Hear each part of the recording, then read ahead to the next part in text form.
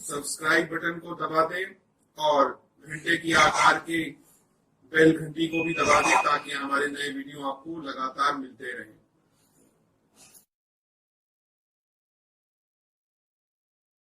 नमस्कार दोस्तों, धर्म रहस्य चैनल पर आपका एक बार फिर से स्वागत है।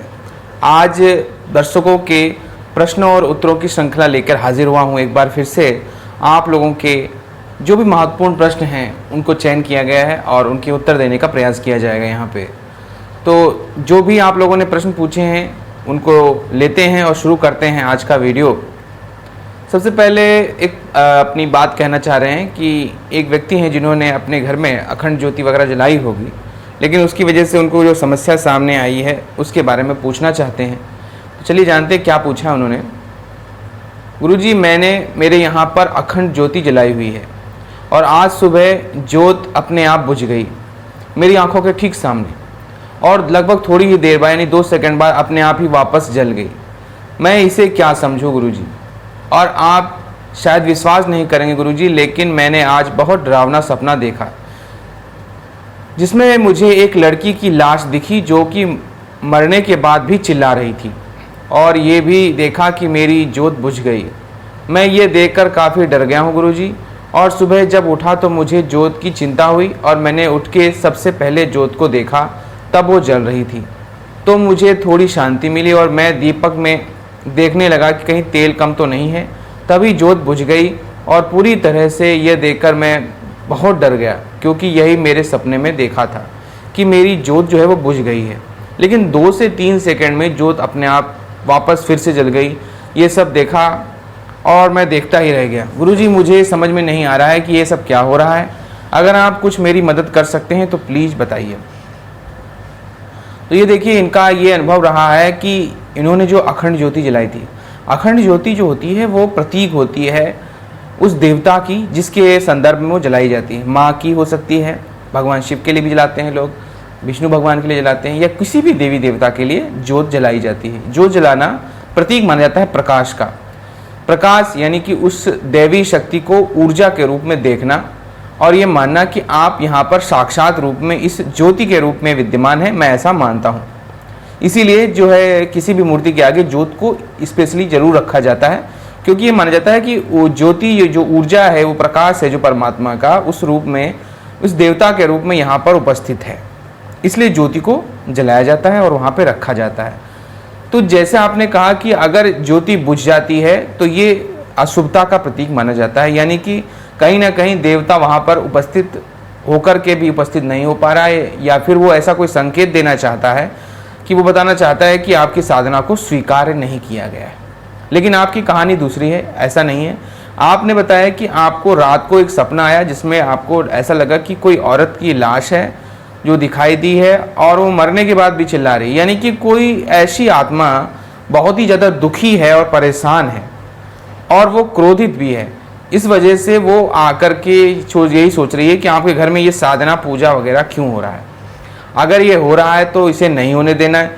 तो वो कोशिश उसने यही की भी आकर के, और उसने आपकी जोत बुझाने की कोशिश की, लेकिन दैवी ऊर्जा में ज़्यादा शक्ति होती है और इस तरह की जो नकारात्मक शक्तियाँ होती हैं इनकी ऊर्जा कम होती है।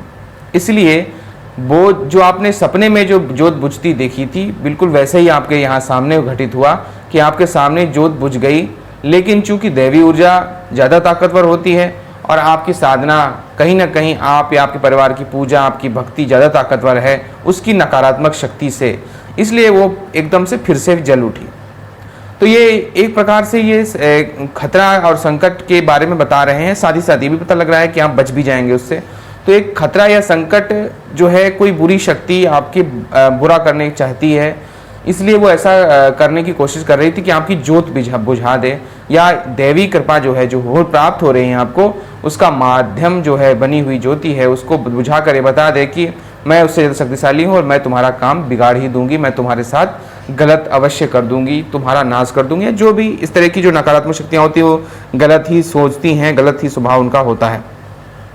वो ये दिखाने की उसने कोशिश की, लेकिन उससे वो हो नहीं पाया है। ये सबसे अच्छी बात है कि आपने जो देखा कि जोत बुझी भी और फिर जल भी गई, तो इसका मतलब कि उसका किया गया प्रयास, कोशिश उसने बहुत अच्छी की, सारी ताकत लगा दी, लेकिन ऐसा आपके साथ गलत नहीं होने पाया। बस आपको बस इतना ध्यान रखना है कि जो पूजा अखंड ज्योति रखी है वो बुझने ना पाए उतने दिनों तक जितनी दिन साधना चलनी है। कोई गलत काम उतने दिनों में आप लोगों से नहीं होना चाहिए, आपके परिवार के लोगों से नहीं होना चाहिए, कि ताकि उसको मौका मिले कि आपका साथ वो बुरा कर सके।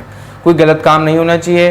पवित्र रहिए, साफ रहिए। नवरात्रि के 9 दिन पूरी तरह से पूजा साधना कीजिए, तो उसका किया हुआ कोई भी प्रभाव या कोई भी शक्ति आप पर कारगर नहीं होगी, वो बिल्कुल वैसे ही नष्ट हो जाएगी जैसे कि बुझा हुआ दिया फिर से जल गया था। तो ये एक प्रकार के संकेत होते हैं जो हमको पहले ही एडवांस में हमको मिल जाते हैं, कभी कभी ऐसा हमारे साथ होता है। तो उनको संकेतों को समझ करके अपने आप को सावधान कर लेना चाहिए और उन मुसीबतों से हमेशा के लिए बच जाना चाहिए।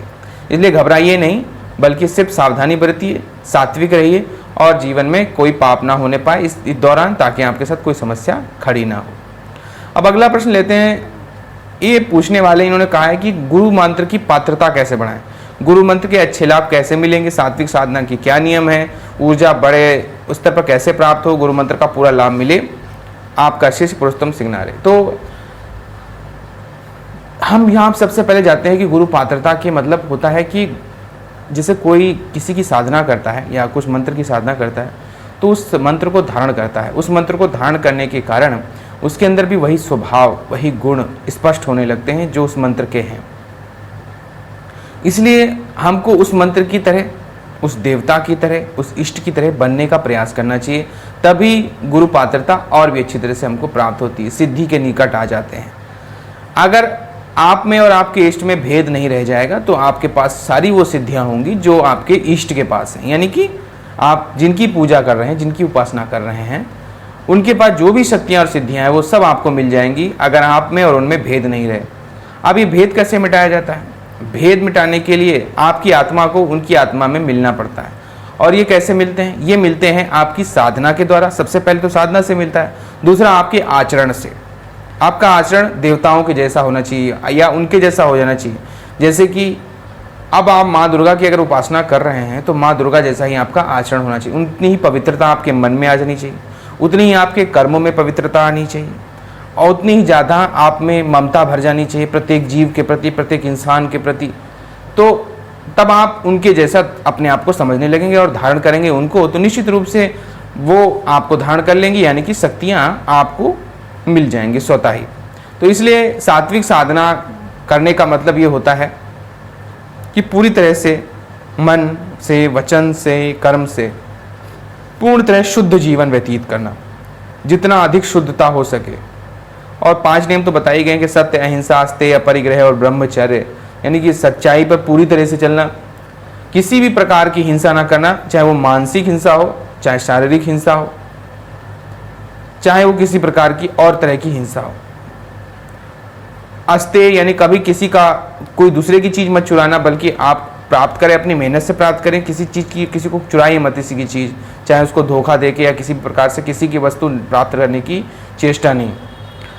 इतना ज़्यादा मत संग्रह कीजिए जिसकी वजह से आपके अंदर गलत भावनाएं पैदा हो जाएं। आपके पास ज़्यादा पैसा होगा तो आप निश्चित रूप से उस पैसे को उड़ाएंगे ही, अगर कम पैसा होगा तो निश्चित रूप से संतुलित जीवन जिएंगे। लेकिन इतना कम भी पैसा ना हो कि आप के कर्म ही छोटे पड़ जाएं और फिर आप गलत काम करने के लिए मुड़ने लगे। तो इसी तरह ये होती है अपरिग्रह से कहा था। और ब्रह्मचर्य, मन, तन, मन, धन तीनों प्रकार से ब्रह्मचर्य को धारण करना चाहिए, तो फिर आप में पात्रता आ जाती है। गुरु मंत्र का पूरा आपको लाभ मिलता है जब आप जपते हो तो, और आप पूर्ण सात्विक बन जाते हो और गुरु मंत्र की पूरी शक्तियाँ आपको मिलने लगती हैं। इसी तरह का प्रश्न है, गुरुजी क्या मैं शिव मंदिर में जाकर गुरु मंत्र का जाप कर सकता हूँ, और अगर मंदिर में जाकर मुझे क्या लेना पड़ेगा, आसन, माला, कपड़े, ये सब? तो देखिए, शिव मंदिर में जाकर के निश्चित रूप से गुरु मंत्र का जाप हो सकता है और ज़्यादा अच्छा, उत्तम है, क्योंकि कहा जाता है सर्वोत्तम माना जाता है किसी पर्वत शिखर के ऊपर बैठ करके, किसी नदी के किनारे बैठ करके, किसी जंगल में बैठ करके, किसी मंदिर में बैठ करके, सिद्ध स्थान में बैठ करके और फिर घर में आके बैठ के कहा जाता है। यानी कि सबसे कम लाभ जो है घर में हमको मिलता है किसी भी साधना को करने का, किसी भी मंत्र के जाप को करने का। तो उससे उत्तम मंदिर बताया जाता है कि मंदिर में स्वयं एक ऊर्जा विद्यमान पहले से रहती है, इसलिए ऊर्जा का जोड़ना दूसरी ऊर्जा से सरल हो जाता है। तो वहाँ जाइए आप और निश्चित साधना कीजिए। वहाँ पर आप आसन अपने साथ लाल कंबल का लेते जाइए, माला आपके पास रुद्राक्ष की होनी चाहिए और लाल कपड़े पहन लीजिए और जो है, या फिर जैसे ये जो भी सफ़ेद रंग के कपड़े पहन सकते हैं आप, जो शुद्ध कपड़े बोले जाते हैं, और निश्चित रूप से जिन पूजा में जिनका इस्तेमाल किया जाता है, साधनाओं में किया जाता है, उन्हीं को लेकर के जाना चाहिए। अब अगला प्रश्न लेते हैं। नमस्कार गुरुजी, मेरी उम्र 27 साल है। करीब 1 मंथ तक सफ़ेद चंदन की माला से 108 बार गायत्री मंत्र का जाप किया करता था। सुबह उठकर नहाने के बाद पूजा करके मंत्र जाप करता था। सुबह के 9 बजे तक ये सब कुछ खत्म कर लेता था। लेकिन हमारे घर पे एक पुरोहित जी आए, उन्होंने बोला कि मंत्र सिर्फ ब्राह्मण लोगों के लिए ये है, ब्राह्मणों के अलावा अगर कोई इस मंत्र का जाप करता है तो वो पागल हो सकता है। क्या ये बात सही है? इस मंत्र को क्या मैं नहीं जप सकता हूँ? अगर कर सकता हूँ तो कब कैसे करूँ? इस मंत्र का क्या नहाने के बाद करना चाहिए या नहीं, इसके बारे में पूछ रहे हैं। तो देखिए, सबसे बड़ी बात तो अगर आपको कोई कुछ कह दे तो आप एज इट इज़ किसी बात को मत मान लीजिए। देखिए, सबसे पहले आपने कहा कि गायत्री मंत्र का जाप आप करते थे और गायत्री मंत्र सिर्फ ब्राह्मणों के लिए है, ऐसा बिल्कुल भी नहीं है। गायत्री मंत्र जो है परमात्मा का मंत्र है, सवित्र देवता को समर्पित मंत्र है। विश्वामित्र इसके रचनाकार हैं, जो कि खुद एक क्षत्रिय थे और ब्राह्मणों के उन्होंने कर्म किए, ब्राह्मण भी रहे, क्षत्रिय भी रहे। तो कैसे कोई ये कह सकता है कि सिर्फ ब्राह्मणों का इस पे अधिकार है, इस मंत्र के ऊपर? ये गलत बात है। और भगवान की दी हुई कोई भी चीज़, कोई भी मंत्र, कोई भी साधना किसी विशेष जाति के लिए नहीं होती, सबके लिए होती है। तो ये तो आप पहली तरह से निकाल दीजिए। कोई कितने बड़े भी ब्राह्मण हो, वो कोई भी पुरोहित हो, अगर वो कैसा कह रहे हैं तो ये उनकी छोटी सोच का परिचायक है। असल में ऐसा होता यूँ है कि कभी कभी लोग खुद इतनी साधना नहीं करते हैं, और जब कोई सामने वाला कोई ऐसा साधक उनको मिल जाता है जो उनसे ज़्यादा साधना कर रहा होता है, तो उनको रोकने के लिए वो इस तरह की बातें बनाते हैं, नई नई तरीके की, ताकि सामने वाला उनके बराबर कहीं उनसे ज़्यादा ऊर्जावान तो ना हो जाए, कहीं उनसे अधिक शक्तिशाली ज्ञान में ना हो जाए। इसलिए वो इस तरह की बातें कहने लगते हैं, इस तरह की बातें बताने लगते हैं, ताकि सामने वाला उससे प्रभावित होकर के वो काम छोड़ दे। इसलिए उन्होंने ऐसा कहा होगा, और उनका कोई उद्देश्य नहीं होगा, क्योंकि स्वयं वो नहीं कर पा रहे होंगे इतना जितना आप कर ले रहे हो, सहज रूप में कर ले रहे हो। तो इस बात से एक जलन सी भी पैदा होती है, और सबके अंदर होता है, मनुष्य है तो मनुष्य के अंदर जलन होना स्वाभाविक सी बात है। तो वो जब मंत्र जाप करते होंगे तो उतना नहीं कर पाते होंगे, वो देख रहे होंगे कि ये लड़का अभी से इतना ज़्यादा कर ले रहा है, भविष्य में जा करके तो ये बहुत ही बड़ा गायत्री उपासक बन सकता है। तो इसलिए ऐसा करने के लिए उन्होंने रोकने के लिए आपको ऐसा कहा होगा। हालांकि इसका जाति से, धर्म से कोई लेना देना नहीं है। अगर कोई ऐसा कहता है तो बिल्कुल उसकी बात को नकारने वाली बात है, कोई भी इसमें सत्यता नहीं है। लाखों लोगों ने जो है गायत्री मंत्र लिया हुआ है, लाखों लोग जाप करते हैं, अलग अलग जाति बिरादरी के हैं और अलग अलग संप्रदायों से आते हैं, लेकिन कोई फर्क नहीं पड़ता इस बात से, क्योंकि जैसी ऊर्जा को आप ग्रहण करना चाहेंगे वैसी ऊर्जा आपको मिलेगी। आपके जन्म से इसका क्या मतलब है? कुछ भी नहीं हो सकता जन्म से, इससे कोई महत्व नहीं पड़ता इस चीज़ का। आप अपने कर्म से अपने आप को महान बनाते हैं। आपके जन्म कहीं भी हो जाए, अगर कोई राजा कुल में जन्म लेता है, राजा बन जाता है, लेकिन अगर उसके कर्म बुरे हैं तो वो निश्चित रूप से उसकी सत्ता छीन जाती है। और हजारों ऐसे उदाहरण हैं आपके पास जो आपके इतिहास में, कि बड़े से बड़े राजा के लड़के में अगर गलती की तो वो राजा नहीं रहा। तो भगवान ने आपको दिया इसलिए क्योंकि पिछले जन्म में आपने अच्छे कर्म किए थे, लेकिन आप ये मान के चले कि हम इस जन्म में बड़े कुल में पैदा हुए हैं, इस वजह से हम बड़े हैं, तो ये वो सोचता बहुत गलत है। उसे उतना महान बनना पड़ेगा, उतना उसे मेहनत करनी ही पड़ेगी, उतना ही ज़्यादा उसे तपस्वी अपने आप को बनाना ही पड़ेगा। अगर वो ऐसा नहीं करता है तो ईश्वर द्वारा उसे नकार दिया जाएगा और समय उसके साथ ऐसा खेल खेलेगा कि उसे बर्बाद कर देगा। तो इसलिए बिल्कुल भी नहीं, अपने कर्म से महान बनिए, अपने जन्म से नहीं। अपने आप को इसी ओर आगे बढ़ाइए। आपने आगे पूछा है कि क्या इस मंत्र का आप जाप कर सकते हैं? बिल्कुल कर सकते हैं। आप इस मंत्र का जाप कीजिए और हो सके तो गुरु मंत्र ले लीजिए। इसी मंत्र का गुरु मंत्र आप लेना चाहें, अगर आप इसको जपते हैं तो अपने गुरु के पास जाइए। जो लोग भी गायत्री के अच्छे उपासक हों, जिन्होंने कम से कम जो है 50-60 लाख से ऊपर मंत्र का जाप किया हो, ऐसे किसी गुरु को चुन लीजिए और उन्हें अगर गायत्री मंत्र पढ़ा जो है उनसे दीक्षा ले लीजिए उसकी, तो आपको और भी ज़्यादा इसकी शुभता प्राप्त होगी, इस मंत्र की और भी ज़्यादा जो है ऊर्जा प्राप्त हो जाएगी। नहाने के बाद करना चाहिए? नहीं, बिल्कुल भाई, नहाने के बाद ही करना चाहिए, क्योंकि आपके शरीर की शुद्धि भी आवश्यक है। अगर आप शरीर की शुद्धि करोगे तो आप निश्चित रूप से आगे बढ़ जाएंगे और आपका मन भी ज़्यादा लगेगा जब साधना करेंगे तो ये था इनका प्रश्न। अब आखिरी प्रश्न ले लेते हैं आज का। इन्होंने कहा है, गुरुजी मैं यक्षिणी साधना करना चाहता हूँ, क्या मैं गुरु मंत्र प्राप्त कर सकता हूँ या गुरु मंत्र आप देंगे? तो देखिए, सबसे पहली बात क्या है कि यक्षिणी साधना के लिए ज़्यादातर लोग क्या सोचते हैं कि यक्षिणी साधना के लिए यक्षिणी गुरु मंत्र दे दिया जाए। ऐसा नहीं है। मेरा अलग सोचना है। लोग जिनके पास जो गुरु देते हैं वो देते हैं, उनकी बात अलग है, उनका अपना मेहनत है, अपनी कर्म किए गए कर्म हैं, अपनी अपनी पूजाएं हैं, सबकी उनका अलग अलग, सबका अलग अलग सिद्धांत है। लेकिन मैं आपको आज ही बता रहा हूँ ओरिजिनल की सबसे पहले अगर आप यक्षिणी साधना करना चाहते हैं, अप्सरा साधना करना चाहते हैं, यक्ष साधना करना चाहते हैं, जिन्न परी वगैरह इस तरह की जो भी साधना आप करना चाहते हैं, अगर उस साधना को करने से पहले आपके अंदर उतनी ऊर्जा नहीं होगी तो जब आप साधना करने बैठेंगे तो वो शक्ति आपका बहुत बुरा कर सकती है। कई लोग पागल हो सकते हैं, कई लोगों की जानें जा सकती हैं। इतना अधिक ऊर्जा आप लोगों से सहन नहीं होने वाली है। तो इसलिए हमेशा ये ध्यान रखिए किस किताबों में या इंटरनेट पे देख करके कि ये मंत्र का ये जाप करने से ये हो जाता है, इस मंत्र को जाप करने से वो हो जाता है, बिल्कुल भी ऐसा काम मत कीजिए। आपको सबसे पहले गुरु मंत्र ले लेना चाहिए। गुरु मंत्र ले लीजिए, गुरु मंत्र का जाप कीजिए जैसे कि मैं देता हूँ, और उसका जैसे मैंने देता कि मैं 9 लाख पाई, आप पहले जाप पूरा कर लीजिए। 9 लाख जाप कर लेंगे तो आपके अंदर इतनी ऊर्जा होगी कि अब यक्षिणी की अब साधना अगर करने गए तो आपकी मदद के लिए वहाँ कोई मौजूद नहीं है। यक्षिणी किस समय आपके साथ क्या बुरा सोच ले या गलत करे वो करने पे आ सकती है। लेकिन अगर आपके पास गुरु मंत्र है, आपने उसका 9 लाख जाप किया हुआ है, तो फिर यक्षिणी क्या, यक्ष कोई भी आपका बुरा नहीं कर सकता है, क्योंकि जिम्मेदारी किसकी बनती है? गुरु मंत्र की, गुरु की।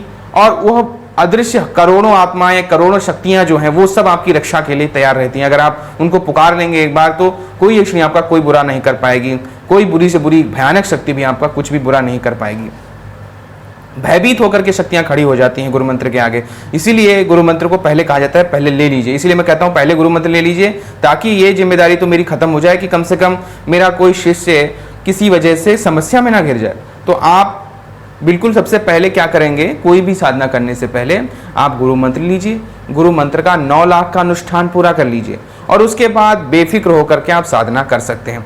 कल को कोई उपस्थित नहीं भी है आपके पास तो भी आप गुरु मंत्र की सहायता से अपनी रक्षा कर सकते हैं, सुरक्षा कर सकते हैं। और इन साधनाओं का जो दुष्प्रभाव होता है वो नहीं आता है कभी, वरना दुष्प्रभाव आपके सामने देखने को मिलेगा आपको।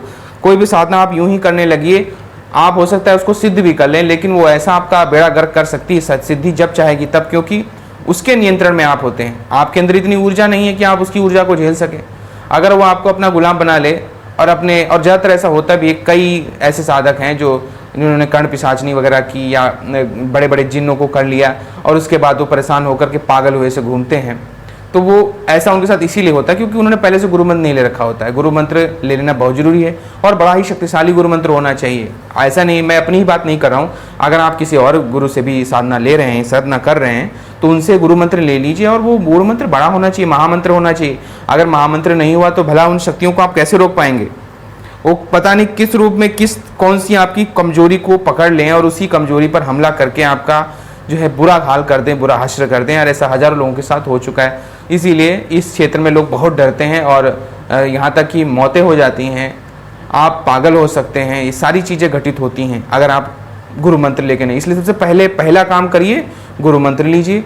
गुरु मंत्र की पूरी दीक्षा लेने के बाद में उसके बाद उसका 9 लाख जाप करके हवन वगैरह करने के बाद आप सुरक्षित हो जाते हैं। अब आप सुरक्षित हो गए हैं, आप गुरु मंत्र को कभी छोड़ना नहीं, हमेशा जाप करते रहना है पूरी जिंदगी, और फिर उस कोई भी साधना कीजिए, आपको बुरा आपके साथ नहीं हो पाएगा। और रही बात सिद्ध करने ना सिद्ध करने की, वो तो आपकी क्षमता पर है, आपके साधना की शक्ति के ऊपर निर्भर करता है कि आप कितना उसको पुकार रहे हो, कितना। लेकिन ये नहीं हो सकता है कि कल को आपका कोई नुकसान मुँह कर दे या आपको अपने गुलाम बना ले, ये नहीं हो पाता है। ये गुरु मंत्र की वजह से ये फायदा होता है। इसलिए जरूरी है कि गुरु मंत्र ले लीजिए। तो ये थे आज के कुछ प्रश्न। अगर आपको पसंद आए हैं तो लाइक करें, शेयर करें, सब्सक्राइब करें। आपका दिन मंगलमय हो। धन्यवाद।